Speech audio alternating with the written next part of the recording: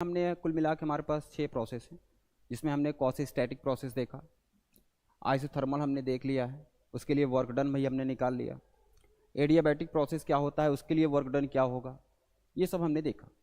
उसके अलावा भी हमारे पास कुल मिला के 3 प्रोसेस और बचते हैं, उसके बारे में देखेंगे।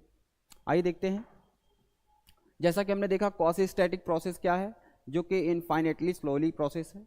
आइसोथर्मल प्रोसेस क्या होगा, जहाँ पे टेम्परेचर हमारा कांस्टेंट होगा, इसके लिए वर्क डन भी हमने फाइंड कर लिया था। आप पार्ट 2 में आप देखिए, अपलोडेड है, उसको आप चेक कर सकते हैं। तीसरा प्रोसेस होगा आपका एडियाबैटिक प्रोसेस, जहाँ पे हमारा क्या होगा, इंसुलेटेड प्रोसेस है, जहाँ पे क्या होगा, जो हमारा हीट का जो एक्सचेंज होगा वो जीरो होगा, या जो हीट आपका होगा यहाँ पे चेंज, वो क्या होगा, जीरो होगा। अब उसी में आता है आइसोकोरिक प्रोसेस क्या है, जहाँ पे वॉल्यूम कांस्टेंट होगा, इसको देखेंगे। आइसोबेरिक प्रोसेस क्या है, जहाँ पे प्रेशर कांस्टेंट होगा। साइक्लिक प्रोसेस क्या है, जहाँ पे इंटरनल एनर्जी जीरो होगी, चेंज जीरो होगा। क्यों जीरो होगा, क्योंकि वो स्टेट फंक्शन है, इनिशियल स्टेट से लेके फिर से फाइनल पे, या फाइनल से फिर से इनिशियल पे, उसी स्टेट पे वापस आ जाता है, जहाँ पे हमारा टेम्परेचर जो है चेंज नहीं होगा और स्टेट हमारा सेम होगा। इस वजह से यहाँ पे इंटरनल एनर्जी हमारा क्या होगा, जीरो होगा, जो कि फंक्शन होता है केवल टेम्परेचर का। तो आइए देखते हैं कैसे करेंगे इसको। तो हमने एडियाबैटिक प्रोसेस कर लिया था, उसके लिए वर्क डन भी हमने फाइंड किया था। आइए देखते हैं आइसोकोरिक प्रोसेस क्या है। In an isochoric process V is constant, जहां पे क्या होगा, वॉल्यूम हमारा कांस्टेंट होगा, एक वॉल्यूम फिक्स होगा जो कि कांस्टेंट होगा। तो अगर कांस्टेंट है तो उसका चेंज क्या होगा, यहां पर हम चेंज देखते हैं। वर्क डन निकालने के लिए क्या करते हैं, P डेल V, देखिए क्या लिखते हैं, P into del V। Work done क्या होगा हमारा, P एंड डेल V। तो जब हमारा चेंज ये जीरो होगा तो टोटल वर्क क्या होगा, हमारा जीरो होगा। ऐसे प्रोसेस को हम क्या बोलेंगे, आइसोकोरिक प्रोसेस। उसी में देखिए आइसोबेरिक प्रोसेस है। In an isobaric process P is fixed, उसमें P फिक्स होगा, and work done by the gas is कितना होगा, उसमें P हमारा फिक्स है। तो यहाँ पे जो चेंज आएगा वॉल्यूम में चेंज आएगा, V2 माइनस V1, उसी को मल्टीप्लाई करें, वही हमें क्या मिलेगा, वर्क डन मिलेगा। या इसको हम स्टेट इक्वेशन से हम क्या लिख सकते हैं, हम जानते हैं PV इक्वल्स टू क्या होगा, म्यू RT होगा। या इसके लिए हम P1 और P2 के लिए लिखे तो P2 के लिए लिखेंगे कितना हो जाएगा, P2 V2 एंड T2 होगा यहाँ पे। ऐसे सेम अगर P1 V1 mu R T2 T1 के लिए लिखेंगे। यहाँ पे हमें क्या है, V2 के लिए लिखना है यहाँ पे, देखिए V2 के लिए। अच्छा, प्रेशर हमारा सेम है, प्रेशर हमारा कांस्टेंट है ना, तो यहाँ पे दोनों जगह हमारा क्या होगा, P ही होगा, ठीक है। तो इसको हम अगर V2 और V1 की जगह रखेंगे तो हमें यही मिलेगा, जहाँ से P से P कैंसिल होगा और mu R T2 minus T1 आएगा। भाई V2 की जगह आप क्या रखेंगे, यहाँ से निकाल के रखिए, V2 की जगह क्या होगा, mu R T2 upon P होगा। ऐसे हम V1 निकालेंगे तो कितना हो जाएगा, यहाँ पे mu R T1 upon P होगा। अब दोनों को यहाँ पे रखिए, यहाँ पे रखने पे क्या मिलेगा हमको, P एंड V2 की जगह क्या रखेंगे, म्यू R T2 अपॉन में P, माइनस V1 की जगह क्या रखेंगे, म्यू R T1 अपॉन में P होगा। P आप बाहर निकालिए, देखिए दोनों कैंसिल हो जाएंगे, ये यहाँ से म्यू R बाहर आएगा एंड T2 माइनस T1 आएगा। That is the work done in the case of isobaric process. Isobaric process में आपका वर्क डन यही होगा। काफ़ी सिंपल है, आपको दो पे ध्यान देना है, जो कि हमने देखा था, आइसोथर्मल प्रोसेस में वर्क डन कितना होगा और दूसरा है एडियाबैटिक प्रोसेस में वर्क डन कितना होगा। इन दोनों प्रोसेस को हम ध्यान में रखेंगे, बाकी आपका देखिए ये क्लियर होगा एकदम अच्छे से। भाई आइसोकोरिक प्रोसेस क्या है, इन एन आइसोकोरिक प्रोसेस क्या होगा, V कांस्टेंट होगा। जब V कांस्टेंट होगा तो वर्क डन हमारा क्या होगा, चेंज इन वॉल्यूम, भाई pressure into change in volume, और चेंज वॉल्यूम में चेंज ही जीरो होगा तो वर्क डन हमारा क्या होगा, जीरो होगा। इसमें देखिए बड़ा ही आसान है कि आइसोबेरिक प्रोसेस क्या है, जहां प्रेशर कांस्टेंट होगा, वॉल्यूम चेंज होगा, तो P V2 माइनस V1, भाई कुछ वॉल्यूम चेंज हुआ होगा, माइनस V1 है। उस कंडीशन, अब डिपेंड करेगा कैसे है, work done on the gas है या बाय द गैस है, वो अलग बात है, लेकिन वो बाद में वर्क आपका निगेटिव या पॉजिटिव आएगा। लेकिन यहाँ पे क्या है कि हम इक्वेशन ऑफ स्टेट अगर आइडियल गैस के लिए इस पर अप्लाई करें तो हमें वर्क डन मिलता है mu R T2 minus T1, या हम सिंपल सा ये भी बोल सकते हैं, अगर इस फॉर्म में आपको न्यूमेरिकल दिया गया है तो P एंड जो वॉल्यूम में चेंज आएगा उसको मल्टीप्लाई करिए, आपका आंसर आ जाएगा जूल में, अगर सभी कुछ हमने SI में लिया हुआ है तो बड़ा आसान होगा। एक बार इसको आप देखिए, कहीं दिक्कत हो कोई दिक्कत नहीं होनी चाहिए आपको वैसे। तो सिंपल तरीके से इसको हम कर सकते हैं बड़े आसानी से।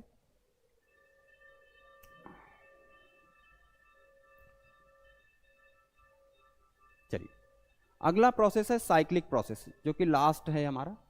इन अ साइक्लिक प्रोसेस में क्या होगा कि in a cyclic process the system return to its initial state since internal energy is a state variable. क्या होता है कि यहाँ पे इस प्रोसेस में क्या होगा, सिस्टम रिटर्न करता है सेम इनिशियल स्टेट में। Since internal energy is a state variable, since del U हमेशा क्या होगा, जीरो। किसी भी साइक्लिक प्रोसेस में हमारा जो इंटरनल एनर्जी का चेंज होगा वो क्या होगा, जीरो, क्योंकि वो फाइनल इनिशियल स्टेट में दोबारा आ जाएगा।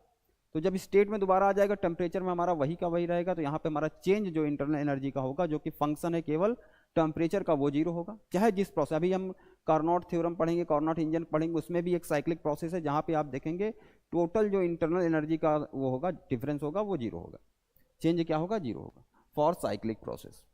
ओके,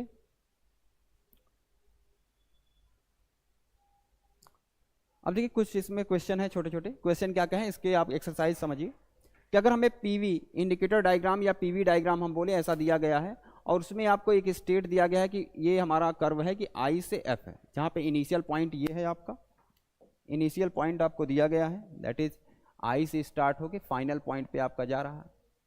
अगर पीवी डायग्राम को ध्यान से समझें तो इधर एक्स पे हमको वी दिया गया है वॉल्यूम, एंड वाई पे क्या दिया गया है, प्रेशर दिया गया है। तो अगर यहाँ पे हम देखें तो वॉल्यूम हमारा चेंज नहीं हो रहा है, केवल प्रेशर में चेंज आ रहा है। तो वर्क डन हम निकालेंगे कितना होगा, pressure into change in volume. और यहाँ पे चेंज इन वॉल्यूम क्या है, हमारा कांस्टेंट है, तो वो क्या होगा, कांस्टेंट होगा, तो चेंज निकालेंगे कितना आ जाएगा, जीरो आएगा। उस केस में जो हमारा वर्क डन होगा वो कितना आएगा, जीरो आएगा। सिमिलरली इस केस में देखिए अगर ऐसा दिया गया v हमारा किस पे है, y एक्सिस पे, हम उससे कंपेयर कर लेंगे जैसा भी दिया होगा आपको, प्रेशर दिया है x पे। उस कंडीशन में क्या होगा, आपका इनिशियल पॉइंट आपका ये है, फाइनल पॉइंट इधर है। तो यहाँ पे हमारा प्रेशर तो चेंज हो रहा है लेकिन वॉल्यूम हमारा क्या है, कांस्टेंट है। जब हमारा वॉल्यूम कांस्टेंट है इस कंडीशन में, देखिए वॉल्यूम हमारा क्या है, यहाँ पे कांस्टेंट है। अच्छा, वॉल्यूम जब कांस्टेंट है इसका चेंज क्या होगा भाई, अगर हम वॉल्यूम कांस्टेंट है, चेंज निकालेंगे v2 माइनस v1 कि फाइनल कितना हुआ, इनिशियल कितना हुआ, तो भाई दोनों सेम है और दोनों का डिफरेंस निकालेंगे कितना आएगा, जीरो आएगा। अब जब जीरो आया तो वर्क डन हमारा क्या होगा, p इंटू डेल वी, और ये कितना हो जाएगा आपको, जीरो हो जाएगा। तो यहां भी जीरो आएगा। अगला देखिए, यहाँ पे सेम इंडिकेटर डायग्राम में आपको दिया गया है कि एक आपको कर्व ऐसा दिया गया है जहां पे क्या है, इनिशियल पॉइंट कुछ ऐसा दिया गया है, ए पॉइंट पे है, ये बी फाइनल पॉइंट। इस कंडीशन में आप देखिए अगर इनिशियल ये है और हमारा कर्व इस डायरेक्शन में जा रहा है, देखिए इस डायरेक्शन में जा रहा है, इस डायरेक्शन में जाने का मतलब v हमारा क्या कर रहा है, v इधर हम x पे है, x पे देखिए अगर ध्यान समझे तो v क्या कर रहा है, इस समय इंक्रीज करेगा। v जब इंक्रीज कर रहा है इसका मतलब क्या है कि वर्क कौन कर रहा है, गैस कर रहा है। अब उसके लिए क्या होगा, हमारा वर्क डन जो ए बी होगा वो पॉजिटिव होगा, ऐसा समझिए। जब वॉल्यूम इंक्रीज, या ऐसे याद रखिए वॉल्यूम जब इंक्रीज कर रहा है तो वर्क डन हमारा क्या होगा, पॉजिटिव होगा।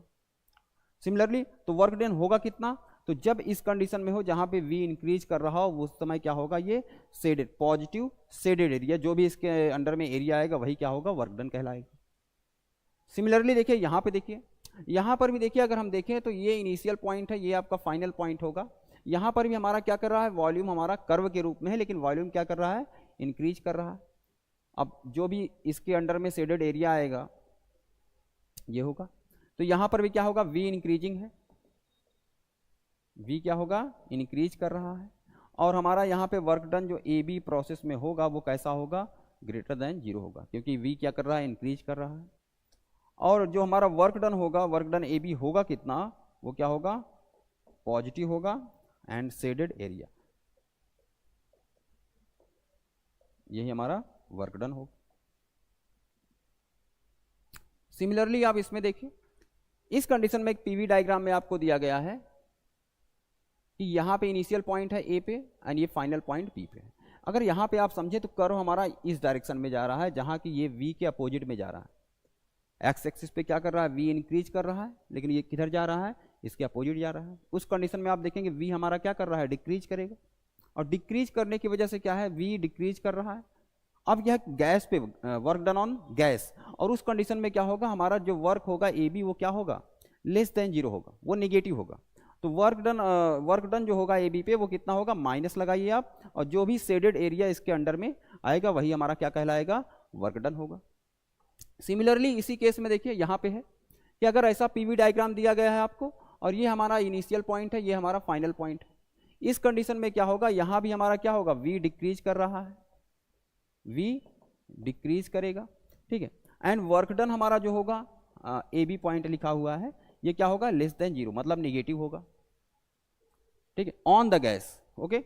एंड जो वर्क डन होगा वो होगा कितना, दैट इज ए बी जो होगा वो क्या होगा, निगेटिव, आप साइन लगेगा यहाँ पे, और दैट शेडेड एरिया, जो भी शेडेड एरिया होगा कर्व का वही हमारा क्या होगा, वर्क डन होगा।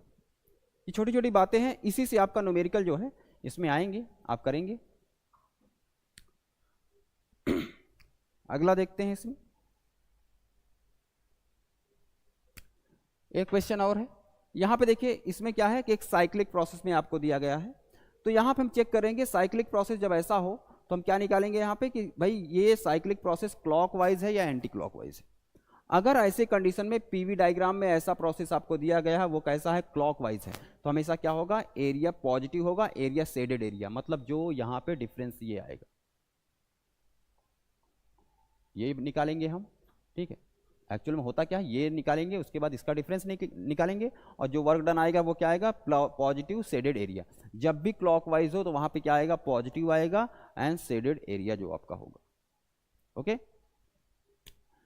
देखिए सेम ऐसा आपको और दिया गया, अगर ऐसा कर्व हो जहां पे एंटी क्लॉकवाइज, देखिए एंटी क्लॉकवाइज है, उस कंडीशन में हमारा क्या होगा, नेगेटिव एंड शेडेड एरिया, जो भी यहाँ पे एरिया कवर कर रहा होगा वही उसका वर्क डन होगा।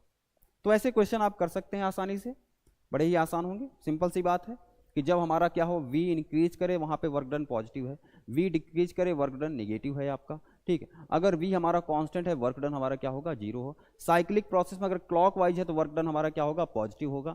साइक्लिक प्रोसेस में अगर हमारा एंटी क्लॉकवाइज है तो वर्क डन हमारा क्या होगा, निगेटिव होगा। एक क्वेश्चन और है आपका यहाँ पे, देखिए 2 mole of a gas at 127 degree Celsius expand isothermally until its volume is doubled। क्या होता है, इसका वॉल्यूम क्या होता है, डबल हो जाता है। Calculate the amount of work done. अब आइसोथर्मल प्रोसेस है, इसका आपको वर्क डन निकाला गया था, म्यू आर होगा T and log base e V2 upon V1। यहाँ हम उसको चेंज कर सकते हैं कि भाई 2.303 से मल्टीप्लाई करिए, वही क्या बन जाएगा, बेस 10 में बन जाएगा। तो यहाँ पे फॉर्मूला आपका क्या बनेगा, 2.303 म्यू आर टी, जहाँ म्यू क्या है, नंबर ऑफ मोल है, आर क्या है, यूनिवर्सल गैस कांस्टेंट है जो कि 8.3 होगा आपका। टेम्परेचर आपको केल्विन में रखना है, यहाँ पे डिग्री सेल्सियस में दिया गया है, 127 दिया गया है, इसमें आप ऐड करेंगे 273, जब ऐड करेंगे वो कितना बन जाएगा, 400 इंटू यहाँ पे क्या होगा, लॉग 10। अच्छा V2 upon V1, V2 final volume है, ये इनिशियल V1 है, कह रहा डबल हो जाएगा। इसका मतलब क्या है कि जो V2 होगा वो 2V1 के बराबर होगा, तो V1 कैंसिल होगा, कितना आएगा, log 2 बेस 10 में, जिसकी वैल्यू कितनी होगी, 0.3010। इसको मल्टीप्लाई करिए, सिंपल सा आपका आंसर आएगा 4.6 10 की पावर 3 जूल। ये एकदम सिंपल से क्वेश्चन है, आपको ऐसा रखा गया है जिससे आपको थोड़ी समझ बढ़े कि हमने जो पढ़ा है उस पर न्यूमेरिकल कैसे आएंगे। यही तरीका है, आप थ्योरेटिकली पढ़िए, उसके साथ उसमें न्यूमेरिकल आप देखेंगे तो वो और क्लियर होगा आपके लिए। सिंपल सा क्वेश्चन है, आइसोथर्मल प्रोसेस के लिए हम वर्क डन हमको आइडिया है, सेम आपने देखेंगे, आप दूसरे वीडियो में पार्ट 2 है जिसका, उसमें आप जाकर देखेंगे, ये सब आपको एकदम डिटेल में आपको डेरिवेट भी कराया गया है, आप समझ सकते हैं, इसको याद रखिएगा। 2.303 mu R T log base 10 V2 upon V1। अगर यहाँ लॉग बेस ई में रखा गया है तो वहाँ क्या होगा, 2.303 आपका जो मल्टीप्लाई है यही नहीं रहेगा, बाकी क्या रहेगा, mu R T log base e V2 upon V1 होगा, ओके। अब इसमें एक इंपॉर्टेंट टॉपिक है, अगर कहें इस यूनिट में आपका इंपॉर्टेंट टॉपिक है, जिसे बोलते हैं हम कॉर्नोट इंजन। कॉर्नोट एक साइंटिस्ट है, उन्होंने एक अजम्पशन लिया था कि एक आइडियल इंजन कैसे वर्क करना चाहिए, उसके विषय पे उन्होंने एक इंजन का जो है मॉडल दिया। उस मॉडल को हम पढ़ेंगे, जो कि बेस है किस पे, आइडियल गैस पे, रिवर्सिबल प्रोसेस पे इंजन है, ठीक है। ऐसा हम बनाने का प्रयास करेंगे, एक्चुअल में ऐसा इंजन है नहीं, हम उसकी तरफ टेंड करते हैं, जो भी इंजन हम बनाने का प्रयास करेंगे वो ऐसा इंजन हो, ये हमारे लिए आइडियल कंडीशन है, जैसे आइडियल गैस होगा, तो देखिए कैसा ये कार्नोट इंजन क्या होगा, और इसी में आप देखेंगे कार्नोट साइकिल क्या होगा, जो आपको यहाँ पे देखिए अगर फिगर में आप देख सकते होंगे, यहाँ पे हमें चार, कुल मिला के 4 कर्व होते हैं इसमें, जो कि एक साइक्लिक प्रोसेस में कवर करते हैं, जिसे हम कार्नोट साइकिल भी बोलते हैं। जहाँ पे देखिए हमारा जो कर्व है पहले ए से बी जा रहा है, जहाँ पे देखिए इस केस में क्या होता है, हमारा टेम्परेचर एक कांस्टेंट होगा, मतलब इसे हम बोलेंगे आइसोथर्मल प्रोसेस। ए से बी में क्या जा रहा है, आइसोथर्मल प्रोसेस। सेकेंड आपका देखिए बी से सी एक दूसरा कर्व है, जो कैसा होगा, एडियाबैटिक प्रोसेस होगा, जहां पे हीट का एक्सचेंज नहीं होगा। तीसरा देखिए आइसोथर्मल प्रोसेस ये भी होगा, ये एक अलग टेम्परेचर T2 पे होगा। फोर्थ आपका देखिए इसी में कर्व दिया गया है, जो कि कैसा प्रोसेस है, एडियाबैटिक, और दोबारा से ये उसी पॉइंट ए पे, इनिशियल पॉइंट पे ये पहुंच जाएगा। अच्छा, इनिशियल शुरुआती पॉइंट पे ये पहुंचने का मतलब क्या हुआ, इसका इंटरनल एनर्जी जो होगा वो क्या होगा, 0 होगा। भाई शुरुआत उसी पॉइंट पे अगर पहुंच गया, ये एक स्टेट फंक्शन है, इंटरनल एनर्जी कैसा फंक्शन है, स्टेट फंक्शन है, और स्टेट फंक्शन की एक क्वालिटी होगी कि वो क्या है, कि अगर इनिशियल पॉइंट पे वो पाथ पे डिपेंड ना करके वो स्टेट पॉइंट पे डिपेंड करेगा, अगर उसी पॉइंट पे हम दोबारा आए उसका चेंज क्या होगा, 0 होगा। तो आइए देखते हैं कैसे क्या है ये कार्नोट कैसा है। Carnot devised an ideal engine, उन्होंने एक इंजन बनाया जो कैसा है, आइडियल इंजन है। आइडियल का मतलब समझ, जैसे आइडियल गैस है, ठीक है, हम उसके जैसा टेंड करेंगे, बनने का प्रयास करेंगे, बनाने का प्रयास करेंगे, ऐसा है नहीं, और हम चाह रखते हैं कि वैसा बने इंजन, ठीक है, जिसकी इफिशियंसी क्या हो, 100% तक हम यूज कर सकें, ठीक है। तो उसके पास हम पहुंचेंगे, 100% तो नहीं हो सकता है। आइए देखते हैं कैसे होगा। Carnot devised an ideal engine which is based on A reversible cycle. देखिए रिवर्सिबल साइकिल किस पे बेस होगा, एक रिवर्सिबल साइकिल पे होगा, ठीक है। एंड इसमें 4 ऑपरेशन होंगे, 4 ऑपरेशन होंगे। फर्स्ट ऑपरेशन होगा आइसोथर्मल एक्सपेंशन। आइसोथर्मल एक्सपेंशन होगा जो कहां से, ए से बी तक हो रहा है। अभी आप समझेंगे कैसे हो रहा है, ए से बी तक हो रहा है। दूसरा होगा इसी में एडियाबैटिक एक्सपेंशन होगा, जो कि बी से सी, आप बी पॉइंट को देखिए और सी पॉइंट को देखिए, जो कर्व आपको दिख रहा है वो कौन सा कर्व होगा, that is the adiabatic expansion. तीसरा इसी में पॉइंट होगा आइसोथर्मल कंप्रेशन। कंप्रेशन कहां से, सी से डी पॉइंट पर, जो कि क्या रहा, आइसोथर्मल एक्सपेंशन। फोर्थ पॉइंट होगा, फोर्थ जो प्रोसेस होगा, ऑपरेशन होगा, वो एडियाबैटिक कंप्रेशन होगा, जो कि डी से इनिशियल पॉइंट तक जाएगा आपको। तो आइए देखते हैं ये कैसे, ये 4 प्रोसेस क्या हैं और कैसे ये हम डिजाइन करेंगे, क्या क्या इसमें पार्ट होंगे, इसके मेन पार्ट कौन से हैं, और इसके वर्किंग जो है क्या है। इतना आप पहले ध्यान से समझिए ये है क्या, थोड़ा सा आइडिया लगाइए, आप एक बार पढ़िए इसको।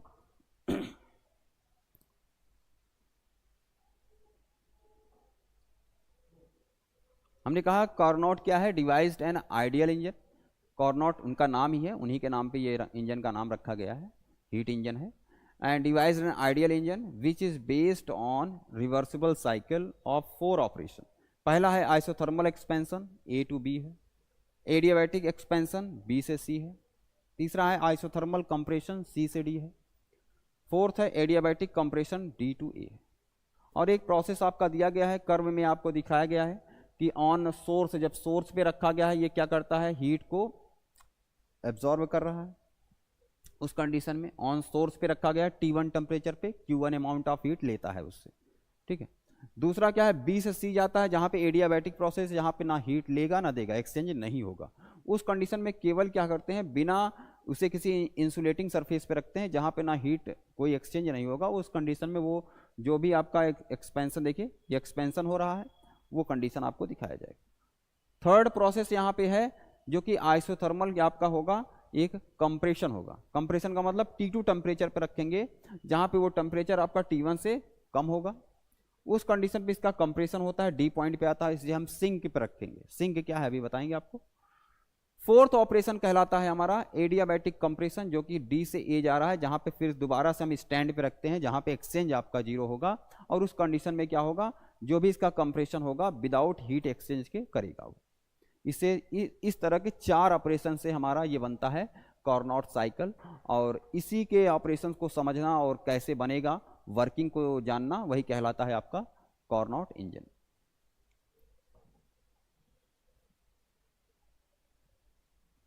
आइए देखते हैं इसके कुछ पार्ट हैं, कार्नोट इंजन बनाया कैसे जाएगा, इसके क्या क्या पार्ट हैं उसको देखेंगे हम।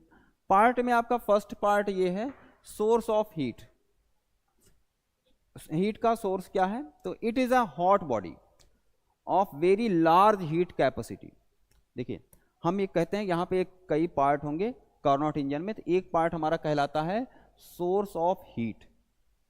सोर्स ऑफ हीट क्या है, तो सोर्स ऑफ हीट जहां पे हम क्या करेंगे, उस वर्किंग सब्सटेंस को हम रखते हैं जिसके थ्रू वो हीट को एब्जॉर्ब करता है, जो कि यहाँ पे हमें एक कर्व पहले कर्व में दिखाया गया था, Q1 amount of heat at temperature T1 वो लेता है, उसे हम क्या बोलेंगे, सोर्स ऑफ हीट। वो एक स्टैंड जैसा होगा जहां पे एक ही तरीका होगा, जब उस पर हम वर्किंग सब्सटेंस को रखेंगे तो वो क्या करेगा, हीट को एब्जॉर्ब करेगा किसी सर्टेन टेम्परेचर, वो कांस्टेंट टेम्परेचर पे मेंटेन रहेगा, वो सरफेस जो है मेंटेन रहता है, उसे हम बोलेंगे source of heat. It is a hot body of very large heat capacity kept at a contact high temperature T1। It's upper surface is perfectly conducting. इसका अपर सरफेस क्या होगा, परफेक्टली कंडक्टिंग होगा, जिसमें कोई प्रोसेस ना हो कि heat का ट्रांसफर में कोई रुकावट आए, so that the working substance can take heat from it. जो कि वर्किंग सब्सटेंस क्या करेगा, इसी से हमारा हीट लेगा, उसी कंडक्टिंग स्टैंड पे रखने पे। कुछ ऐसा स्टैंड होगा जहां पे क्या होगा, इसका सरफेस परफेक्टली क्या होगा, कंडक्टिंग होगा, जिसे हम सोर्स बोलेंगे, सोर्स ऑफ हीट बोल सकते हैं, वो टेम्परेचर T1 पे होगा। और यहां पर हमने जो माना है, आप देखिए पीछे देखिए, तो क्या था कि Q1 अमाउंट ऑफ हीट लेगा वो, तो इसकी भी बात करेंगे। यहां से क्या करता है, ये Q1 अमाउंट ऑफ हीट जो है वर्किंग सब्सटेंस को देगा या वो लेगा, इसी पे रखने पे क्या होगा, Q1 amount of heat transfer होगा एट टेम्परेचर T1। तो ये मेन पार्ट, पहला पार्ट है कि जो हम बोलते हैं सोर्स ऑफ हीट कहां से वो लेगा, कार्नोट इंजन वो है। फिर होता है वर्किंग सब्सटेंस क्या है। वर्किंग सब्सटेंस में क्या होगा कि एक हम सिलेंडर लेते हैं, ठीक है, और सिलेंडर का हम देखते हैं कि चारों तरफ का जो एरिया हो वो क्या हो, non conduct, perfectly non conducting हो, केवल उसका जो सरफेस है वो परफेक्टली कंडक्टिंग है। यहां तक इसके पिस्टन भी कैसे होने चाहिए, नॉन कंडक्टिंग। इसके पिस्टन भी ऐसे हो जो फ्रिक्शन लेस हो, जिनको मूव करने में कोई फ्रिक्शन वर्क ना करे, उसमें लॉस ना हो किसी प्रकार से एनर्जी का। एंड ये नॉन कंडक्टिंग हो गए सभी चारों तरफ बॉडी, केवल इसको हीट लेने या देने का तरीका, एक्सचेंज करने का तरीका एक ही होगा, जो कि इसका बॉटम होगा। और बॉटम कैसा होगा, परफेक्टली कंडक्टिंग होगा। अब जिस भी स्टैंड पे ये रखा जाएगा, अगर हीट लेना है तो कहाँ रखेंगे, सोर्स ऑफ हीट स्टैंड पे। अगर इसको हीट देना है तो सिंक पे रख देंगे, नहीं देना है तो हम स्टैंड पे रख देंगे। जहां पे स्टैंड क्या होगा, वो भी ऐसा होगा जहां पे कोई इंसुलेटिंग सरफेस की तरह कार्य करेगा, ना हीट लेगा ना देगा, एक्सचेंज आपका जीरो होगा। तो ये हमारा कहलाता है वर्किंग सब्सटेंस। इसके अंदर क्या भरा होता है, हमने इसके अंदर एज्यूम किया है आइडियल गैस। ये जब कार्नोट सर ने बनाया था वो क्या एज्यूम किए थे, इसके अंदर है आइडियल गैस, वही आपका वर्क करता है, इसी को हम बोलते हैं वर्किंग सब्सटेंस। इसी में थर्ड जो आपका मेन पार्ट है उसे बोलते हैं हीट सिंक। देखिए सोर्स एंड सिंक ऐसा समझिए जैसे स्प्लेंडर बाइक होती है, वो क्या करेंगे कि हमारा सोर्स क्या होता है, वो पेट्रोल से लेगा, पेट्रोल भाई गिरता है धीरे धीरे करके आपका इंजन में, वो बस्ट होता है वहाँ पे, और पंप जो है फ्यूल करता है, तो वो क्या होगा, हमारा सोर्स हुआ। सिंक कहाँ है, उसका सिलेंडर, ठीक है। सेम ऐसा देखिए हीट सिंक कैसा होगा, सोर्स एंड सिंक आप मन में लगाइएगा, सोर्स क्या है हीट देगा, सिंक क्या है निकलेगा। तो सिंक क्या है, it is a cold body. ये क्या होगा, एक कोल्ड, जैसे देखिए सोर्स वाला क्या था, वो टेम्परेचर T1 पे है, और वो क्या था, सोर्स की तरह बिहेव करेगा, हायर टेम्परेचर पे होगा।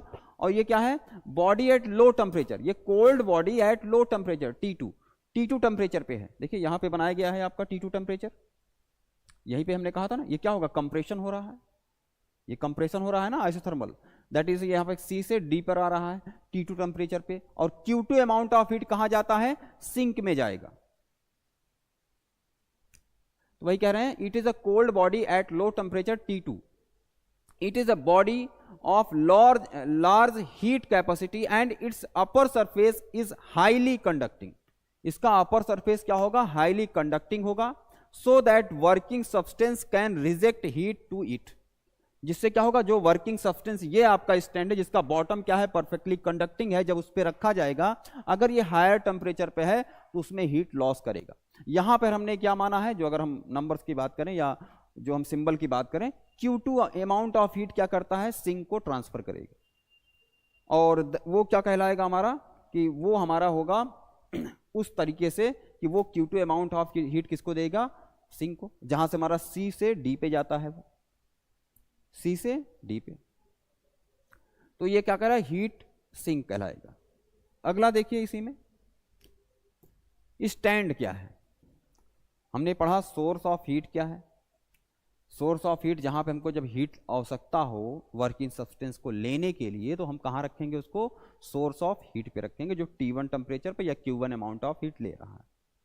मैं उन वर्ड की भी बात कर रहा हूं जो यहाँ पे यूज होने वाले हैं।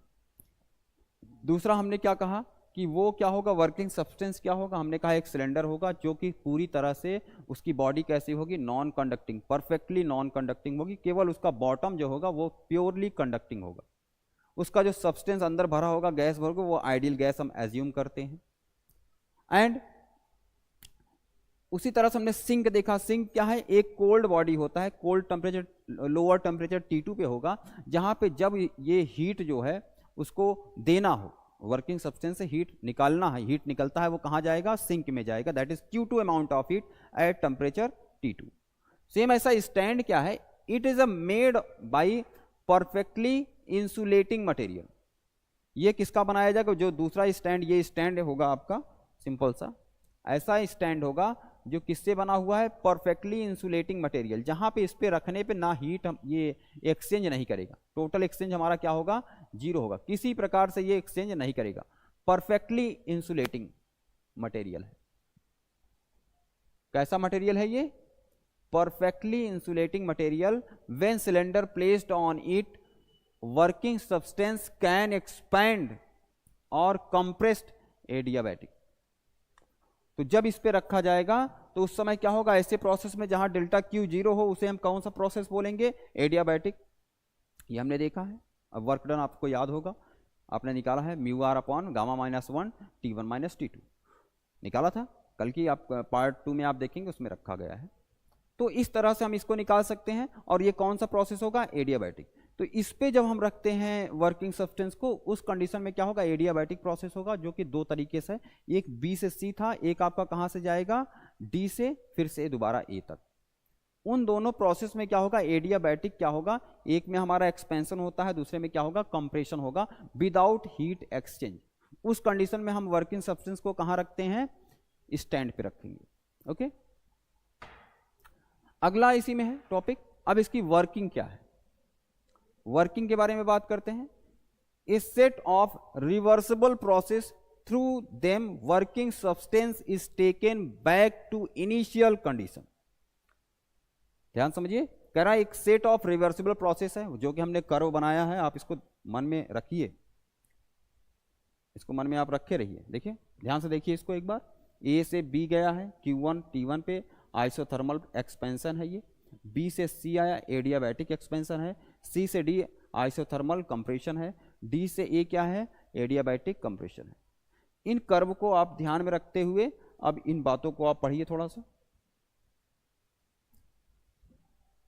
A set of reversible process through them working substance is taken back to initial condition to get maximum work from this type of ideal engine.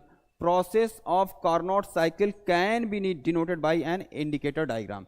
Indicator diagram मैंने बताया, आप पार्ट सेकंड में आप या फर्स्ट में आप देखेंगे, इंडिकेटर डायग्राम के बारे में बताया गया है। इंडिकेटर डायग्राम क्या है, दैट इज पीवी डायग्राम। उसी से हमने इसको शो किया है ना, ये देखिए, इसी को क्या बोलेंगे हम, इंडिकेटर डायग्राम बोलेंगे। ये P है आपका, इधर V है, इसी को हम क्या बोलते हैं, इसी को बोले हम इंडिकेटर डायग्राम।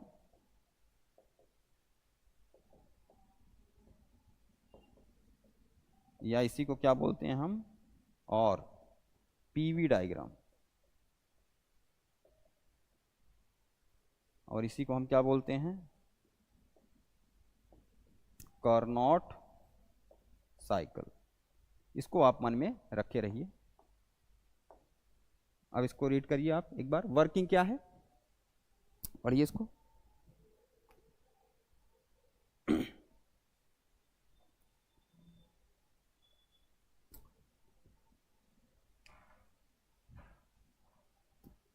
देखिए, a set of reversible process through them working substance is taken back to initial condition to get maximum work from this type of ideal engine. भाई आइडियल इंजन है ही, हम उसमें आइडियल गैस का इस्तेमाल कर रहे हैं वर्किंग सब्सटेंस में, परफेक्टली या प्योरली कंडक्टिंग नॉन कंडक्टिंग बोल रहे हैं, ऐसा तो कुछ नहीं कि परफेक्टली कंडक्टिंग या नॉन कंडक्टिंग जैसा कुछ होगा, तो हम इसे आइडियल ही बोलेंगे।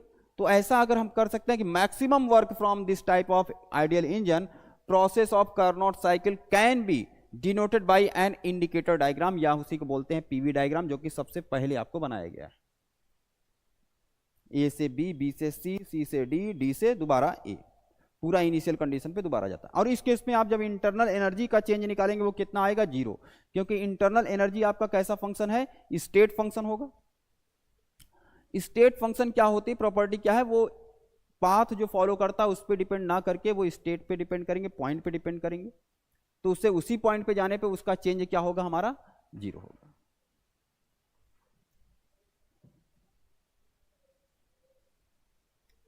आइए देखते हैं इसमें प्रोसेस में वर्किंग में क्या क्या करेंगे। पहले आइसोथर्मल फर्स्ट वाले ए से बी देखिएगा आप, मैंने कहा बार बार कहा उस डायग्राम को आप मन में रख लीजिए। कैसे है, ए से बी है, जहाँ पे Q1 आपका हीट है, क्या लेता है वो वर्किंग सब्सटेंस T1 टेम्परेचर पे, आइसोथर्मल एक्सपेंशन बोलते हैं। दूसरा क्या है, बी से हम कहाँ आते हैं, सी पे आते हैं, जिसे बोलते हैं एडियाबैटिक एक्सपेंशन, ठीक है, वहाँ पे आएंगे। तीसरा आपका क्या है, आइसोथर्मल कंप्रेशन बोलेंगे हम, जहाँ पे वो Q2 amount of it sink को देगा T2 टेम्परेचर पे। फिर उसका बाद आपका आता है एडियाबैटिक कंप्रेशन आएगा, जहाँ से वो D से दोबारा A पे जाएगा। ओके, तो इसको आप मन में रखिए, उसके बाद हम इसको देखेंगे। तो हमारा पहला ये प्रोसेस है कि आइसोथर्मल एक्सपेंशन ए से बी हो रहा है एक्सपेंशन, और इस केस में आइसोथर्मल केस में एक्सपेंशन में वर्क डन हम निकाल सकते हैं। क्या हो रहा है, वॉल्यूम कहाँ से कहाँ जा रहा है, देखिए वॉल्यूम कहाँ से V1 से V2 हो रहा है आपका, देखिए V1, यहाँ पे वॉल्यूम कितना है, इस पॉइंट ए पे V1 है, और यहाँ पे कितना है, V2 है। प्रेशर यहाँ पे कितना है, P1 है, प्रेशर यहाँ पे कितना है, P2 है। सेम ऐसा देखिए, यहाँ की बात करें वॉल्यूम कितना है, V3 है, प्रेशर कितना होगा, P3 होगा। यहाँ पे बात करें कितना होगा, V4 वॉल्यूम है, प्रेशर कितना होगा, P4 होगा, ये याद रखना है। हम जानते हैं आइसोथर्मल प्रोसेस में PV इक्वल्स टू कॉन्स्टेंट होगा। एडियाबैटिक प्रोसेस में क्या होता है, PV की power gamma equals to constant, जहां पे गामा क्या है, रेशियो है CP/CV का। चलिए, तो इसको आप मन में रखेंगे तभी आपको ये समझ में आएगा, थोड़ा आपकी समझ जो है और अच्छे से इसको आप आइडिया लगा सकते हैं क्या है। तो हमने कहा वर्क डन क्या होगा फर्स्ट वाले प्रोसेस में, जहां पे हम बोलते हैं आइसोथर्मल एक्सपेंशन हो रहा है, कि वर्क डन होगा W1, जो कि क्या होगा यहाँ पे Q1 की इक्वल लिख सकते हैं ना, आइसोथर्मल प्रोसेस है, टेम्परेचर हमारा क्या होगा, कांस्टेंट होगा, इंटरनल एनर्जी 0 होगा, तो वर्क डन उसकी हीट के बराबर होगा, तो Q1 के बराबर होगा। और Q1 अमाउंट ऑफ हीट कहाँ से लेगा, ये इसको इस कंडीशन में हम कहाँ रखते हैं, इसको रखते हैं सोर्स पे, Q1 अमाउंट ऑफ हीट लेगा T1 पे, और इसमें वॉल्यूम क्या करेगा, इसका इंक्रीज कर रहा है। पहले कितना था वॉल्यूम, V1 था, बाद में कितना हो गया, V2। इसके लिए वर्क डन कैसे निकालते हैं, हम बोलते हैं म्यू आर टी ln जब बोलते हैं उसका मतलब क्या है, लॉग बेस ई। जब लॉग बेस ई होता है तभी ln लिखते हैं, या तो आप डायरेक्ट लॉग बेस ई लिखिए, ठीक है। ऐसे ये ln लिखने का मतलब क्या है, यहाँ पे जब ln लिखा है इसका मतलब ही क्या है कि लॉग बेस ई। तो क्या होता है, म्यू आर टी लॉग या ln V2/V1। तो कहाँ पे जा रहा है ये, V2 पे जा रहा है V1 से, हमारा फॉर्मूला भी सेम है, तो हम क्या लिखेंगे, म्यू आर टेम्परेचर, हाँ T1 है, T1 लिखिए, ln V2/V1। तो यही आपका वर्क डन होगा किस केस में, आइसोथर्मल एक्सपेंशन के केस में। क्लियर, एक बार देखिए आप ध्यान से, कोई दिक्कत हो तो बताइए।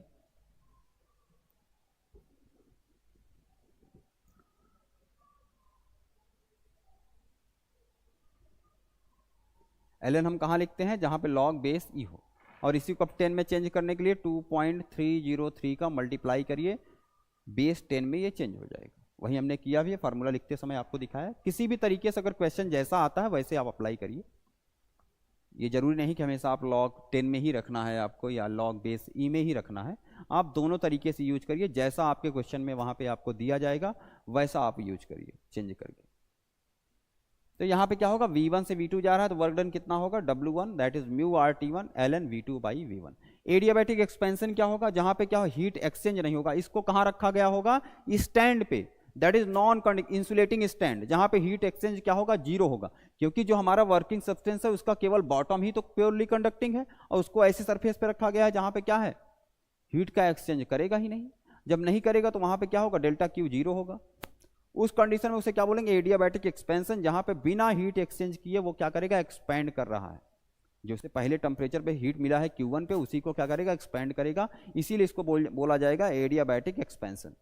एडियाबैटिक एक्सपेंशन में वर्क डन हम निकाले थे mu R gamma -1 T1 - T2 होगा। तो सेम यहाँ पे वर्क डन आपका होगा, क्या होगा, W2, B से C जाता है, कर्म याद रखिए, B से C, and mu R gamma -1 T1 - T2 होगा। इस केस में क्या है कि इसको स्टैंड पे रखा गया है, जहां पे आपका डेल्टा क्यू हमारा क्या होगा, या क्यू हमारा क्या होगा, जीरो होगा, और यहाँ पे एक्सपैंड करेगा, पिस्टन आपका ऊपर जाएगा। फ्रिक्शनलेस पिस्टन भी है, आप समझिए, मैंने पहले ही बताया है, फ्रिक्शनलेस है। किसी प्रकार से हम इसको आइडियली ऐसा बना रहे हैं कि जहां पे किसी प्रकार से इसका हीट लॉस ना हो, सिवाय वर्क करने के लिए, जितना हम अमाउंट ऑफ हीट दें उतना ये वर्क करे। इसीलिए कार्नोट इंजन एक आइडियल इंजन है जिसका वर्किंग इफिशियंसी 100% होता है थ्योरेटिकली। थर्ड प्रोसेस है आइसोथर्मल कंप्रेशन। क्या होगा, आइसोथर्मल कंप्रेशन क्या होगा, अब हम इसको कहां रखते हैं, सिंक पे रखेंगे, और सिंक पे रखने पे क्या होगा, Q2 अमाउंट ऑफ हीट देखता है ये सिंक को, उस कंडीशन में क्या होगा, ये कंप्रेस करता है, तो वो वर्क डन क्या होगा, कहां से कहां तक जाएगा, सिंक पे हमने कब रखा, देखिए P1 V1 P2 V2 P3 V3, मतलब V3 से कहां जाएगा, V4 पे, V3 से कहां जाएगा, V4 पे, तो V4 पे गया तो V4 ऊपर होगा अपॉन V3, जैसे V1 से V2 पे गया तो V2 अपॉन V1 था ना, देखिए यहाँ पे सेम ऐसा कहाँ गया, V3 से V4 पे गया तो V4 ऊपर होगा, V3 नीचे होगा, म्यू RT2, टेम्परेचर T2 पे है इस बार, देखिए सिंक पे रखा गया है, Q2 हम अमाउंट ऑफ हीट देगा सिंक को लोअर टेम्परेचर T2 पे, और वो पिस्टन आपका नीचे आएगा, मतलब क्या हुआ, यहाँ पे हमें कंप्रेस हो रहा है, इसे हम सिंक बोलेंगे। और इसका वर्क डन कितना हो, W3 से दिखाएंगे, और ये कितना होगा, कितना हीट लॉस कर रहा वो उसके इक्वल होगा, क्योंकि आइसोथर्मल प्रोसेस है, यहाँ पे क्या होगा, इंटरनल एनर्जी आपका जीरो होगा, तो जो वर्क होगा और हीट दोनों इक्वल होंगे, और Q2 अमाउंट आप है उसी के इक्वल होगा, mu RT2 ln V4 upon V3 होगा। फोर्थ है एडियाबैटिक कंप्रेशन। क्या होगा, एडियाबैटिक कंप्रेशन, दोबारा से उसको हम कहाँ रखेंगे, स्टैंड पे रखेंगे, सिंक के रखने के बाद स्टैंड पे रख रहे हैं, स्टैंड पे रखने पे क्या होगा, अब दोबारा से जो हमारा हीट गया है सिंक को गया है, उसके बाद क्या हुआ कि ये क्या करेगा, अब विदाउट हीट एक्सचेंज या क्या करेगा, कंप्रेस होगा, किस प्रोसेस से, एडियाबैटिक प्रोसेस से। उस कंडीशन में हमारा जो वर्क डन होगा वो क्या होगा, mu R gamma -1 T1 - T2, मतलब पहले जहां जिस टेम्परेचर पे था और दूसरा टेम्परेचर क्या है, इस बार क्या है, D से A जा रहा है, D पॉइंट से A पॉइंट पे जा रहा है, मतलब T2 टेम्परेचर से कहां जा रहा है, T1 पे, तो क्या होगा, T2 - T1 होगा, that is T2 - T1। I hope ये एकदम क्लियर हुआ होगा प्रोसेस। चेक करिए एक बार आप लोग, कहीं दिक्कत हो बताइए।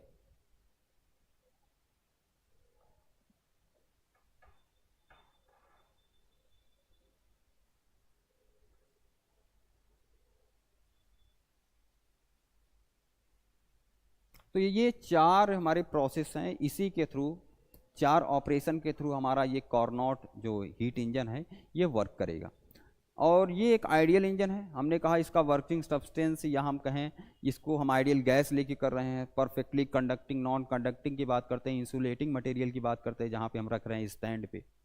तो ये सभी आइडियल कंडीशन है, और एक ऐसा वर्क करवाना चाहते हैं जहाँ पे जितना अमाउंट ऑफ हीट हो उतना मैक्सिमम हम वर्क हमें रिजल्ट मिले, मतलब 100% वर्क हो, कोई हीट लॉस ना हो। इसीलिए हमने पिस्टन को फ्रिक्शन लेस, उसकी बॉडी जो है वो क्या है कि नॉन कंडक्टिंग है, केवल आपका सरफेस जो है बॉटम है उसी से आपका हीट का एक्सचेंज होगा, चाहे वो सिंक को दे या हीट सोर्स से ले उस समय।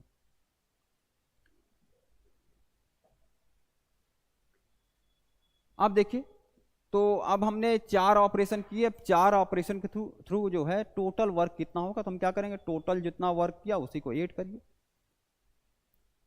उसी को ऐड करिए। अब देखिए यहाँ पे एक ये बात अपने दिमाग में रखिए। देखिए यहाँ पे सभी वर्क डन हमने एक जनरल ऐसे वैल्यूज़ मानी है कि V1 V2 माना है, उसके हिसाब से हमने इसको रखा है। यहाँ पे ये मन में आया कि कहीं पे work done on the gas by the gas है, जैसे ये work done by the gas, work done by the gas, लेकिन वहाँ पे क्या है, work done on the gas है दो प्रोसेस में। आप देखेंगे W3 बोलिए उसको एंड W4 है लिखा है आपका, work done on the gas, वो निगेटिव होंगे। लेकिन निगेटिव कहने का हमें यहाँ लिखने की आवश्यकता नहीं है, क्योंकि यहाँ पे ऑटोमेटिक ये निगेटिव आएगा, इसमें है, क्योंकि T2 और T1 को हम स्पेसिफिक एक वैल्यू नहीं रखा, अगर रखते तो हमें यहाँ मिलता निगेटिव, तो हमको अलग से लगाने की आवश्यकता नहीं, आप केवल ऐड करिए, वो इसी में है। आइए देखिए, अगर हम दोबारा से खुद से लगाएंगे, इसमें निगेटिव पॉजिटिव करेंगे वहाँ पे कि W1 plus W2 minus W3 minus W4, तो उस कंडीशन में फिर से ये अपना चेंज हो गया। ठीक है, चलिए तो चारों को ऐड करिए, W1 plus W2 plus W3 and W4, यही हमारा क्या होगा, नेट वर्क डन होगा इन कंप्लीट साइकिल। अब हमें सभी की वैल्यूज रखनी है। W1 क्या है, mu R T1 ln V2 by V1, mu R gamma -1 T1 minus T2 plus mu R T2 ln V4 upon V3, mu R gamma -1 T2 minus T1। इन सबको ऐड करेंगे, देखिए ये दोनों आपस में कैंसिल होंगे, भाई T1 माइनस T2 है, T2 माइनस T1 कैंसिल हो जाएंगे, बचा क्या हमारा work done, mu R T1 ln V2 by V1, mu R T2 ln V4 upon V3। तो ये हमारा नेट वर्क डन है। नेट वर्क डन आपका क्या आएगा, mu R T1 ln V2 by V1 plus mu R T2 ln V4 minus V3। कोई doubt इसमें? आगे देखते हैं। अब इसकी इफिशियंसी हम कैसे डिफाइन करेंगे, इफिशियंसी डिफाइन कर सकते हैं, ईटा से दिखाते हैं इसको। देखिए ये सिंबल जो होता है उसे क्या बोलते हैं, ईटा बोलते हैं। नेट वर्क डन अपॉन जो हम हीट लेते हैं सोर्स से Q1, उसे डिवाइड करिए and that is the efficiency. जितना हीट लिया है वो सोर्स से, उससे डिवाइड करिए नेट वर्क डन में। नेट वर्क डन हमको आइडिया कितना है, mu R T1 ln V2 by V1 plus mu R T2 ln V4 upon V3 होगा। तो नेट वर्क डन आपको दिया है म्यू आर आपका यहाँ से कैंसिल होगा, T1 ln V2 by V1, T2 ln V4 upon V3 होगा, T1 ln V2 upon V1 होगा। अब इन सब में क्या करिए, इसको डिवाइड करिए, यहाँ से देखिए T1 ln V2 by V1 यही लिखा हुआ है, ये कट जाएगा, 1 आएगा यहाँ पे T2 अपॉन T1 होगा, और ये ln V4 upon V3 and V2 upon V1 होगा। इसको हम मान लेते हैं इक्वेशन स्टार। फिर देखिए ईटा क्या किया हमने, यहाँ पे म्यू आर दोनों से कॉमन होकर निकल जाएगा, इसको डिवाइड करिए, अलग अलग डिवाइड कर सकते हैं ना। अरे कहीं पे अगर ऐसा लिखा है a प्लस बी बाई 2 लिखा है, तो हम a प्लस बी बाई 2 लिखा है तो a by 2 plus b by 2 लिख सकते हैं ना, उसी से तो कर रहे हैं इसको। तो यहाँ पे क्या आएगा, 1 plus T2 by T1 ln V4 upon V3 ln V2 upon V1 होगा। अब अगर आप समझिए तो हमने 4 ऑपरेशन किए हैं, 2 आइसोथर्मल हैं, जिसमें एक आइसोथर्मल आपका एक्सपेंशन है, एक कंप्रेशन है, 2 एडियाबैटिक हैं, एक एक्सपेंशन है, एक कंप्रेशन। हम जानते हैं आइसोथर्मल प्रोसेस में क्या होगा, जो इक्वेशन आता है PV इक्वल्स टू कांस्टेंट है। एडियाबैटिक प्रोसेस में जो इक्वेशन बनता है PV की power gamma equals to constant. तो आइए देखते हैं सभी प्रोसेस के लिए क्या होगा इक्वेशन। जैसे पहला इक्वेशन है कि जब P1 से P2 जा रहा है या V1 से V2 जा रहा है, उस केस में P1 V1 से क्या होगा, P2 V2, क्योंकि आइसोथर्मल प्रोसेस है। किसके लिए कर रहा हूं, A से B तक के लिए, A से B वाला प्रोसेस। फिर देखिए B से C में क्या होगा, एडियाबैटिक है, B से C क्या है, एडियाबैटिक है। उस केस में क्या, P2 V2 की पावर गामा, P3 V3 की पावर गामा, ये B से C है। फिर उसके बाद देखिए C से D में क्या होगा, आइसोथर्मल प्रोसेस है, P3 V3 से P4 V4 होगा। फिर आप देखिए D से A में दोबारा A तक, वो प्रोसेस कौन सा होगा, एडियाबैटिक होगा। आप देखिए यहाँ पे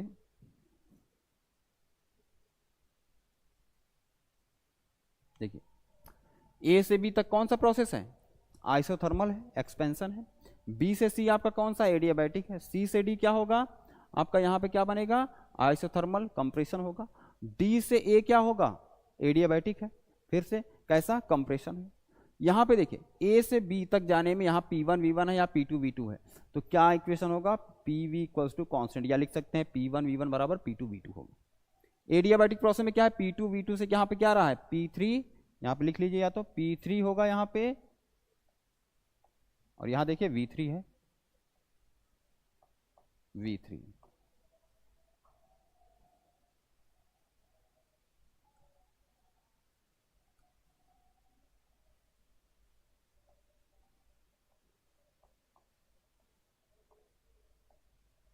P3 V3, और यहाँ पे क्या होगा आप देखिए, यहाँ पे P4 होगा, P4 एंड V4।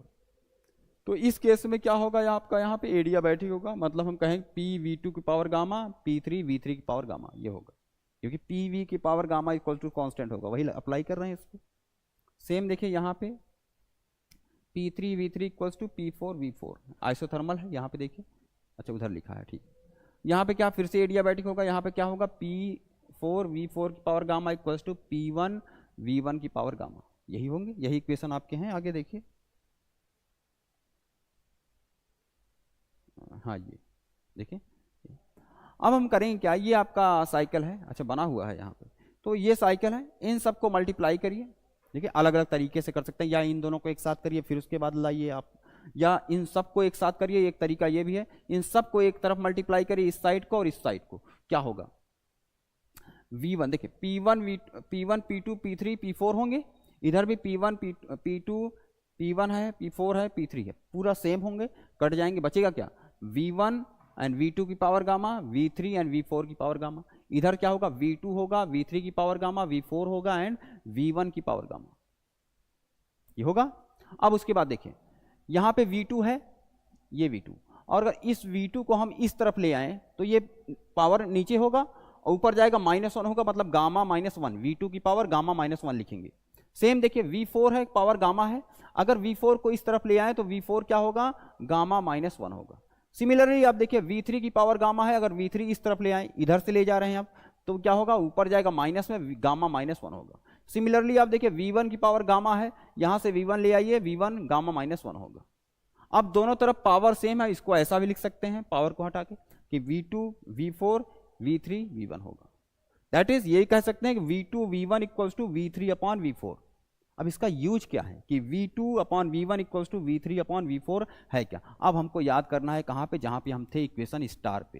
देखिए इक्वेशन स्टार क्या है, ये यहाँ पे दिया गया है ln, बेस ई है V4 upon V3 V2 upon V1। अगर इन दोनों को हम किसी तरह कहें कि ये दोनों इक्वल हैं तो कट जाएंगे, लेकिन आप देखिए यहाँ पे है क्या, यहाँ पे V2 अपॉन V1 तो सही है, यहाँ पे V3 अपॉन V4 है, V3 अपॉन लेकिन यहाँ पे क्या है V4 अपॉन V3 है, वहां पे क्या है V3 अपॉन V4 होगा।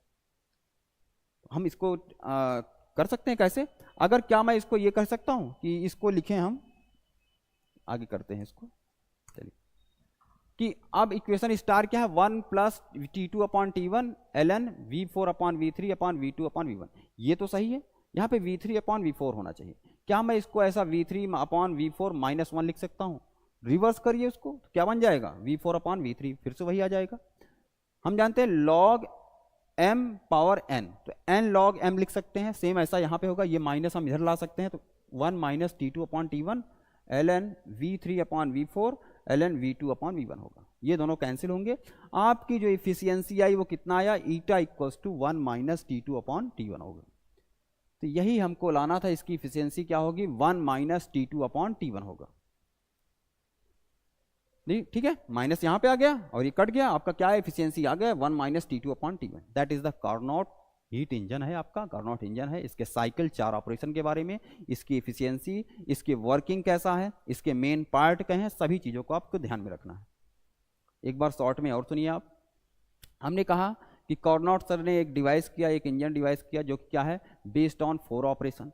4 ऑपरेशन में आपका पहला ऑपरेशन कौन है, आइसोथर्मल एक्सपेंशन, दूसरा है एडियाबैटिक एक्सपेंशन, आइसोथर्मल कंप्रेशन होगा एंड उसके बाद एडियाबैटिक कंप्रेशन होगा। 4 ऑपरेशन है, आपको कर्व के द्वारा हमने दिखाया भी है, आप कर्व आप देख लीजिए कहाँ पे है।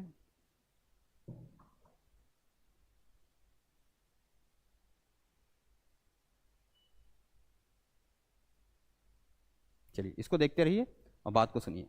मैंने कहा कि इसको 4 ऑपरेशन में डिवाइड किया गया। एक है हमारा आइसोथर्मल, देखिए आइसोथर्मल एक्सपेंशन, फिर उसके बाद एडियाबैटिक है एक्सपेंशन है, फिर आइसोथर्मल कंप्रेशन है, फिर एडियाबैटिक कंप्रेशन है। 4 ऑपरेशन में डिवाइड किया गया है। 4 ऑपरेशन में अब उसके बाद हमने कहा कि भाई इसके वर्किंग मेन पार्ट कौन है, हमने कहा सोर्स ऑफ हीट। एक स्टैंड ऐसा बनाएंगे जो किसी टेम्परेचर Q1 पे हो, मतलब T1 टेम्परेचर पे फिक्स हो और हाईली प्योरली कंडक्टिंग है, ठीक है। हायर टेम्परेचर पे T1 हायर टेम्परेचर है, आप याद रखिएगा। फिर हमने कहा वर्किंग सब्सटेंस हम बनाएंगे, जहां पर हमने एक सिलेंडर लिया, हॉलो सिलेंडर, उसके अंदर आइडियल गैस भरा है, उसके चारों तरफ की जो बॉडी है प्योरली नॉन कंडक्टिंग है, उसके पिस्टन सभी चीजें नॉन कंडक्टिंग है। पिस्टन हमारा क्या होगा, जिससे वर्क एनर्जी लॉस ना हो, क्या है, फ्रिक्शन लेस है, और उसके अंदर आइडियल गैस आपका भर रखा है हमने, तो यही हमारा वर्किंग सब्सटेंस कहलाएगा। अगर इसको हम सोर्स पे रखेंगे तो हीट लेगा। अगर इसको सिंक क्या होगा, वो लोअर टेम्परेचर T2 पे होगा, जहां पे क्या होगा, प्योरली कंडक्टिंग होगा वो मटेरियल, और वो क्या करेगा, जैसे ही उस पर लोअर टेम्परेचर पे हम रखेंगे वो हीट को एब्जॉर्ब करेगा। यहाँ पे हमने Q2 अमाउंट ऑफ हीट दिया है, एक जनरल वैल्यू हमने ली है कि Q2 अमाउंट, वहां पे Q1 लेता है, यहाँ पे Q2 सिंक को देगा। फिर हमने कहा कि स्टैंड आपका इसी में पार्ट होगा। स्टैंड क्या होता है, एक इंसुलेटिंग मटेरियल है, हाईली इंसुलेटिंग मटेरियल या परफेक्टली इंसुलेटिंग मटेरियल है, जहां पे रखने पे हमारा किसी भी प्रकार से वर्किंग सब्सटेंस से उसके बॉटम से किसी प्रकार का हीट लॉस नहीं होगा, Q आपका 0 होगा। तो इस कंडीशन में क्या होता है कि इस कंडीशन में जब स्टैंड पे रखते हैं तो वो डिपेंड करता है पहले उसके पहले कहाँ था, आइसोथर्मल एक्सपेंशन में है, फिर एडियाबैटिक एक्सपेंशन में आता है, तो उस कंडीशन में हीट तो आपका 0 होगा, एक्सचेंज 0 होगा, लेकिन वो क्या करता है, एक्सचेंज 0 होने पर भी क्या करेगा, एक्सपेंड करेगा। कहाँ से जाता है, V2 से V3 पे आएगा। फिर आपका देखें, अगर हमारा एक आइसोथर्मल कंप्रेशन पे है, उसके बाद हमने उसको कहाँ पे रखा, स्टैंड पे रखा, उस कंडीशन में उसके आगे प्रोसेस क्या होगा, that is the adiabatic compression, जहाँ पे हीट तो आपका 0 होगा, बशर्ते वो क्या करेगा, वहां पे कंप्रेस होता है, कहाँ से कहाँ तक, V3 से V4। इन सभी प्रोसेस में वर्क डन हमने निकाला। वर्क डन अगर फर्स्ट प्रोसेस की बात करें, आइसोथर्मल एक्सपेंशन की बात करें, तो कितना होगा, दैट इज W1 या उसी को बोलते हैं Q1। Mu R T1 temperature पे है, ln V2 upon V1। Similarly अगर सेकेंड केस की बात करें, वहां पे क्या है कि हमारा T1 से T2 में जा रहा है, Q आपका 0 होगा, एडियाबैटिक प्रोसेस है, वर्क डन कितना होगा, mu R gamma -1 T1 - T2 होगा। थर्ड प्रोसेस हमारा क्या था, आप देखते रहिए इसमें,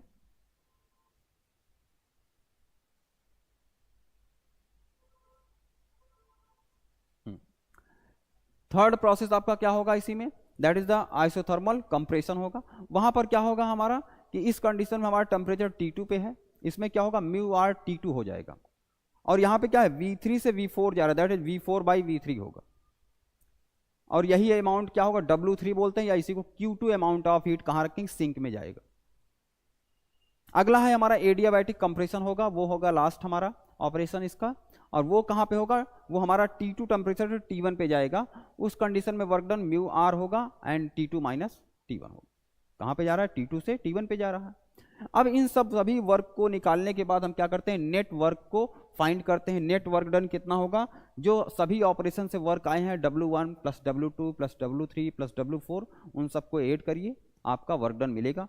कितना मिलता है, mu R T1 V2 upon V1 ln V2/V1 plus mu R T2 ln V4 upon V3, ये आपका वर्क डन होगा।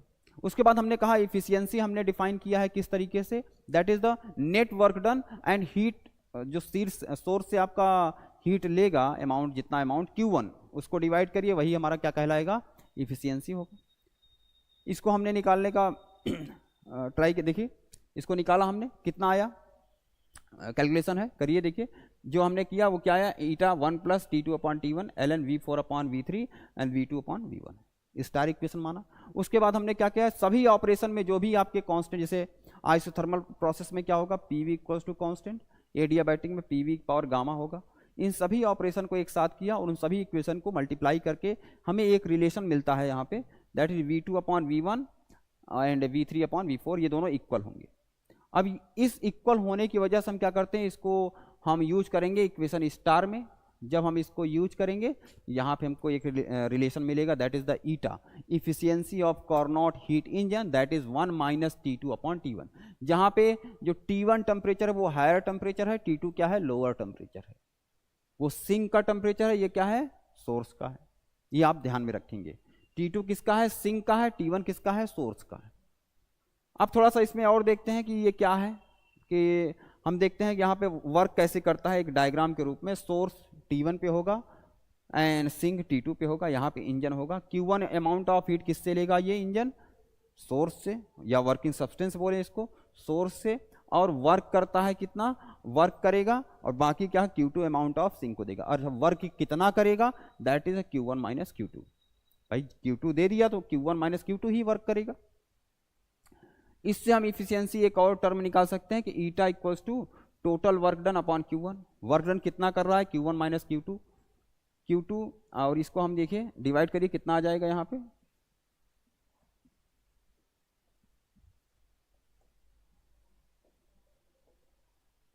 ये कितना होगा यहाँ पे देखिए, Q1 डिवाइड करें 1 माइनस Q1 होगा यहाँ पे। इसका मतलब eta equals to 1 minus Q2 upon Q1 लिखें या 1 माइनस T2 अपॉन T1। इससे एक रिलेशन हमको और मिल जाता है, Q2 upon Q1 equals to T2 upon T1। Ideal gas, perfectly ideal gas heat engine के लिए, चाहे वो रेफ्रिजरेटर की तरह वर्क करे चाहे हीट इंजन की तरह। अच्छा, रेफ्रिजरेटर की बात ये करेंगे, इसका रिवर्स होगा, जहां पे क्या करता है ये सिंक से हीट लेगा और इस पर कुछ वर्क करेंगे और बाकी क्या करेगा, इसको सोर्स को हीट देगा। उस कंडीशन, ऐसे कंडीशन को हम क्या बोलते हैं, वो भी ऐसा ही वर्क करेगा कि अगर वो कार्नोट रेफ्रिजरेटर है तो वैसा ही उसके लिए सेम रिलेशन यही होगा। बस ध्यान ये रखना है वहां पे क्या होगा हमारा कि हम इसका इनवर्स करते हैं, या इसी को उसको बोल सकते हैं रेफ्रिजरेटर को inverse Carnot cycle, inverse Carnot heat engine ये बोल सकते हैं। इनवर्स प्रोसेस होगा जहां पे सिंक से हीट लेगा, उस पर वर्क करेंगे और बाकी का क्या करेगा, सोर्स को देगा। तो सेम उसमें भी रिलेशन यही होगा, Q2 upon Q1 T2 upon T1 होगा, या हम बोल सकते हैं Q1 upon Q2 T1 upon T2, दोनों तरफ रिवर्स करिए आ जाएगा। तो इस तरह से हम जो है इसको ध्यान में रख सकते हैं और पूरा का पूरा बड़ा आसान होगा आपके लिए। एक बार इसको देखिए आप,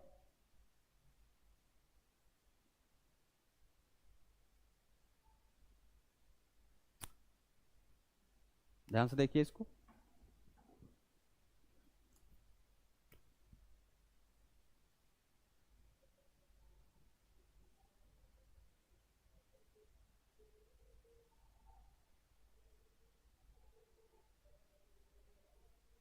चलिए, इसमें एक चीज और है, आपको उसको भी देख लेते हैं। इसी में बोलते हैं सेकेंड लॉ ऑफ थर्मोडाइनमिक्स क्या है। ठीक है, सेकेंड लॉ ऑफ थर्मोडाइनमिक्स हमें थोड़ा सा ये करता है कि अब कार्नोट इंजन में ये कह सकते हैं कि 100% वर्क होता है, या हम फर्स्ट लॉ ऑफ थर्मोडाइनमिक्स में कहें कि कंजर्वेशन ऑफ एनर्जी पे बेस है, कोई रिस्ट्रिक्शन नहीं है।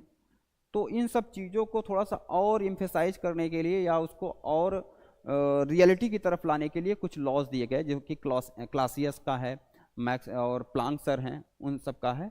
तो उन्होंने कुछ लॉ दिए जिसे हम बोलते हैं सेकेंड लॉ ऑफ थर्मोडाइनमिक्स। इसको हमने क्या है, एक हीट इंजन के रूप में दिया है, दूसरा क्या है, अच्छा दोनों लॉज क्या है, इक्विवेलेंट है, इसकी भी प्रूविंग होती है, लेकिन आपके सिलेबस में केवल स्टेटमेंट है। दूसरी बात है, इसको हम एंट्रोपी के रूप में भी देख सकते हैं। अच्छा, एंट्रोपी का कॉन्सेप्ट शायद आपके सिलेबस में अब नहीं है, ठीक है, आपके सिलेबस में नहीं है, तो हम इसी को देखेंगे। नहीं तो second law of thermodynamics entropy के रूप में भी दिया गया है, जहां पे हम कहते हैं कि सभी का यूनिवर्स का जो भी सिस्टम है उसके लिए एंट्रोपी हमेशा क्या करती है, इंक्रीज करती है। क्योंकि यूनिवर्स में जो भी प्रोसेस हैं वो सभी क्या है, स्पॉन्टेनियस हैं, क्विक प्रोसेस हैं, जिसे बोलते हैं इरिवर्सिबल प्रोसेस, उसमें एंट्रोपी हमेशा ग्रेटर देन क्या होगा, जीरो होगा। रिवर्सिबल प्रोसेस जो कि हमने हीट इंजन के लिए लिया है, उसमें हमेशा एंट्रोपी क्या होगा, जीरो होगा। अगर कहीं एंट्रोपी लेस देन जीरो हो रहा है, वो मतलब वो प्रोसेस है ही नहीं, वो पॉसिबल ही नहीं। तो हम एंट्रोपी की बात नहीं करेंगे, आइए इस पे देखते हैं। केल्विन प्लांक ये हैं, उन्होंने स्टेटमेंट अपना दिया कि no process is possible whose sole result is the absorption of heat from a reservoir and the complete conversion of the heat into work। ऐसा कोई प्रोसेस नहीं है, जैसा कि कार्नोट हीट इंजन ये कहते हैं, अगर हम वहां पे क्या करें, कुछ अमाउंट ऑफ हीट देते हैं, इफिशियंसी हम 100% कर सकते हैं। भाई टेम्परेचर हम बनाए ऐसा कि वो इफिशियंसी 100% हो सकती है, लेकिन इनका कहना ये है कि ऐसा कोई भी प्रोसेस नहीं है कि जिसका सोल रिजल्ट ये हो कि absorption of heat from A reservoir and the complete conversion of heat into work. ऐसा कोई प्रोसेस नहीं है। दूसरा स्टेटमेंट, ये स्टेटमेंट आपको लिखना है, क्लासियस स्टेटमेंट ये कहते हैं no process is possible whose sole result is the transfer of heat from a colder object, जो कि कोल्डर ऑब्जेक्ट से एक हॉटर ऑब्जेक्ट की तरफ हम नहीं भेज सकते। अच्छा, दोनों ही स्टेटमेंट इक्विवेलेंट हैं, एक दूसरे का जो है बात को ही कह रहे हैं, ये अलग बात नहीं है इसमें, और इसी को हम बोलते हैं सेकेंड लॉ ऑफ थर्मोडायनेमिक्स। इसका स्टेटमेंट आप ध्यान रखेंगे। अगली बात करते हैं इसी में, रिवर्सिबल एंड इरिवर्सिबल प्रोसेस क्या है।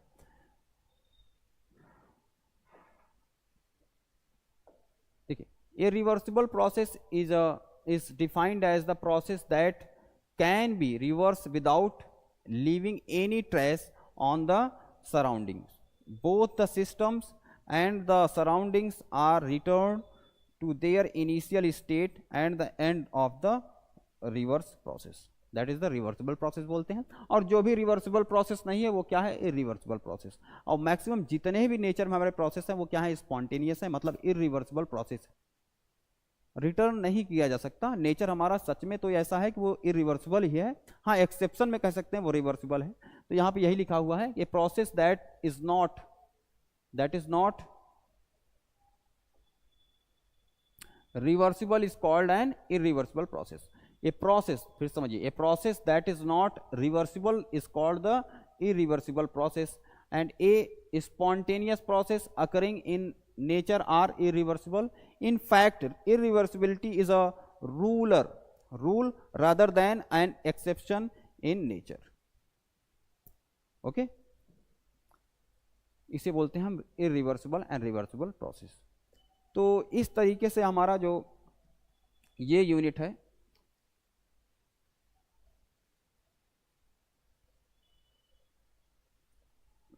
ये आपका थ्योरी आपकी समाप्त होती है। इसमें कुछ न्यूमेरिकल भी हमने इसमें किए। आइए एक दो न्यूमेरिकल और है हमारे पास, उसको भी देखते हैं हम लोग। तो यहाँ पे थ्योरी आपकी ये कंप्लीट होती है इसके लिए। आइए देखते हैं कुछ न्यूमेरिकल है, इसको आप ट्राई करिए, एक बार करिए, कुछ समय देता हूँ मैं यार, ट्राई करिए, जो पढ़ा है उसी पे करना होगा आपको। दिया गया है a Carnot engine work as a refrigerator between 250 Kelvin 300 Kelvin if it receives 750 calorie of heat from the reservoir at lower temperature, calculate the amount of heat rejected at higher temperature। देखिए यहाँ पे किसका है, refrigerator का है। Same वैसा ही है, reverse inverse Carnot engine की तरह, अलग नहीं है। देखिए यहाँ पे दिया क्या है, एक कार्नोट इंजन है वर्क एज अ रेफ्रिजरेटर, मतलब क्या, ये सिंक से हीट लेगा, सोर्स को देगा। तो यहां पे T1 आपको दिया गया है, आपको दिया है यहां पे क्या है, एक रेफ्रिजरेटर लिया गया है between 250 Kelvin 300 Kelvin if it receive 750 calorie of heat from the reservoir at lower temperature. आइए देखते हैं कैसे होगा। यहां पे आपका देखिए T1 जो ज्यादा हो वही T1 होगा, हमने कहा वो हायर टेम्परेचर पे होगा। 300 केल्विन आपको दिया गया है, 300 केल्विन है। T1 कितना होगा, 300 केल्विन। T2 कितना दिया गया है, 250 दिया गया है। चलिए उसके बाद कह रहा है लोअर टेम्परेचर पे क्या करता है, अमाउंट ऑफ हीट रिजेक्टेड करता है एट, कहाँ गया, receiver reservoir at lower temperature. तो यहाँ पे हमें क्या दिया गया है, लोअर टेम्परेचर की बात कर रहा है। इसका मतलब क्या है कि सिंक से लेता है ये एट लोअर टेम्परेचर, तो वो कितना होगा, 750 होगा कैलोरी, मतलब Q2 दिया गया है। निकालना क्या है हमें, calculate the amount of heat rejected at higher temperature. तो अभी रिलेशन हमने देखा क्या होगा, Q1 upon Q2 T1 upon T2। निकालना हमें Q1 है, Q1 फाइंड कर लीजिए, that is T1 by T2, T1 by T2 and Q2 होगा। यहाँ पे T1 T2 हमको आइडिया है कितना है, 300 है आपका एंड 250 है, और Q1 Q2 आपको कितना दिया गया है, 750।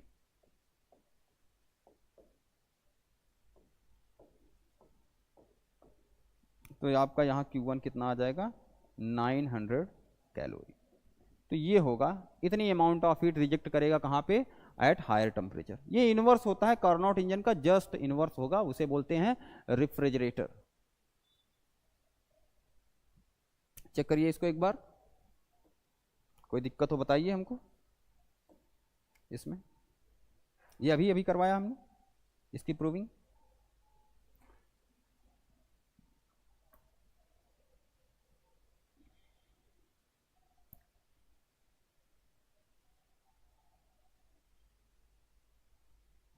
चलिए अगला क्वेश्चन देखते हैं। अगला क्वेश्चन क्या है, करिए इसको। A Carnot engine working between 400 Kelvin and 800 Kelvin has a work output of 1200 joule पर साइकिल। एक साइकिल में कितना करता है, 1200 जूल है। And what is the amount of heat energy supply to the engine from the source, मतलब Q1 आपसे पूछा है 1 साइकिल के लिए। अच्छा, इसके लिए अगर हम इफिशियंसी की बात करें कितना होता है 1 माइनस T2 अपॉन T1 होगा। अच्छा, एक रिलेशन और देखिए, दो को यहाँ एक साथ रखा गया तो एक रिलेशन और होता है W/Q। हमें ईटा से मतलब नहीं है, यहाँ पे ये दोनों इक्वल हैं। यहाँ पे देखिए 1 माइनस T2। अच्छा, T1 T2 क्या दिया गया है यहाँ पे, T1 T2 आप देखिए क्या दिया गया है, T1 यहाँ पे दिया गया है, जो ज़्यादा होगा वही T1 होगा, मतलब 800 केल्विन। और यहाँ कितना है T2 इक्वल्स टू कितना है 400 केल्विन। यहाँ पे W आपको दिया गया है कितना है 1200 जूल है पर साइकिल, ठीक है। एंड हीट एनर्जी सप्लाई, ठीक है, ये सब दिया गया है। T2 आपको दिया गया है 400, ये कितना है 800। वर्क दिया है 1200, Q1 आपको निकालना है, ये आपको कितना जाएगा 2 टाइम्स 1/2 हो जाएगा, 1/2 होगा, मतलब यहाँ से आया 1/2 1200 अपॉन Q2। तो यहाँ से Q1 होगा, यही तो होगा कि यहाँ पे इंजन से पूछा है ना कि एनर्जी सप्लाइड करता है किसको, वर्किंग सब्सटेंस को या इंजन को बोलिए। तो Q1 कितना आ जाएगा यहाँ पे 2400 जूल पर साइकिल होगा, ये होगा, ठीक है। तो इस तरह से आप देखिए, इसके न्यूमेरिकल ज़्यादा टफ नहीं होंगे, आप करते रहिए, बड़े आसान होंगे न्यूमेरिकल। इसी बेस पे 1-2 फार्मूले हैं, उसी पे आएंगे सबको सब, और बड़े आसानी से